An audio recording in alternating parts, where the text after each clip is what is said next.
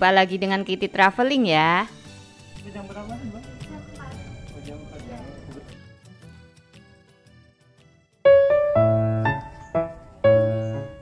Kitty berada di wisata kereta api Lokotor.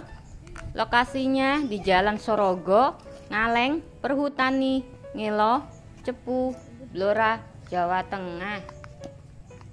Kereta api Cepu ini merupakan salah satu dari 4 warisan kereta uap yang tersisa di Jawa. Lokomotif ini dulu pada zaman Belanda sebagai sarana menarik gerbong pengangkut hasil hutan yaitu kayu jati. Lokomotif uap ini karena usianya sudah tua maka dimuseumkan dan digantikan dengan lokomotif diesel Ruston.